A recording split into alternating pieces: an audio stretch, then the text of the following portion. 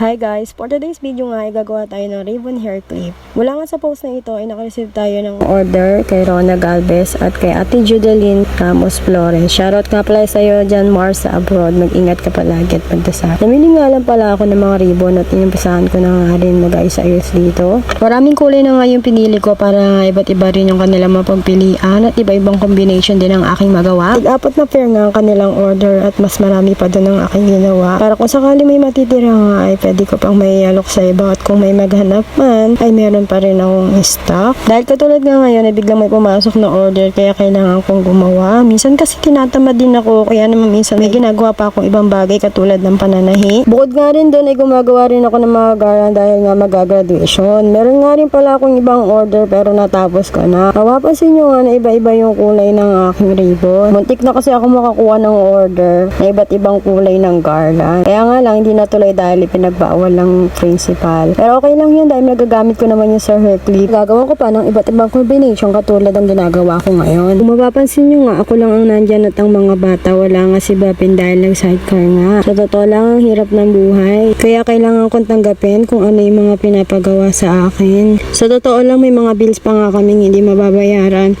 Papangukuhan ko nga lang muna yon dahil magtitinda pa naman kami ng graduation. Alam ko naman madali naman sila pakiusapan. Kaya naman next month, nag-early payment na lang kami. Abot ng aming makakaya bilang pag-consider nila sa pagka-late namin for this month. May pagkakataon talaga na ganun kami. Pero nalalagpasan na rin naman namin dahil nagtutulungan kaming mag-asawa. Mabalik na tayo dito sa ginagawa ko. Dahil naubos na nga ako ng plastiko na lagayan ko ng ribbon. Hair clip ay ginamit ko na lang tong manipis version na lagayan ng pera doon sa may money bouquet.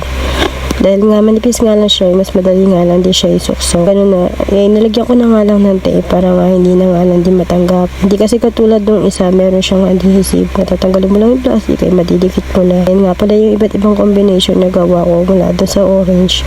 Hindi naman siya mukhang ooy, kaya siguro mabibenta ko naman talaga to. Each pair nga, inilalagay ko na nga sa plastic. Nakikita nyo naman, maganda naman yan kahit pa paano, presentable naman. Nagwa-worth lang naman yan ng 25 pesos at ang worth it naman din talaga ng pagkakabili nyo. Siguro di ako naman na hindi yan tatanggal sa pagkakadikit. Sa mga may budget nga yan, isa nga rin to sa marirecommend ko na pwede nyo pang souvenir. Kaso nga lang, pang girls nga lang ang magkakaroon. So wag nga lang rush, masusunod ko yung team na gusto nyo. Nakagawa rin pala ako ng 20 fair. Ayan na nga ang mga gawa ko gamit ang iba't ibang combination. Kaya ang kumari ko si Rona, imbis na 4 pairs lang ang kukunin niya, naging 8. Nagandahan daw kasi siya sa design. At saka mahilig daw siyang bumili ng mga ganito para sa kanyang anak na si Yana. Maraming salamat nga po pala sa mga umorder. Sa iyo Mars, Rona at Ate Lenlen. Salamat po for today's video. Maraming salamat po sa panonood. Please like and share po. Maraming salamat.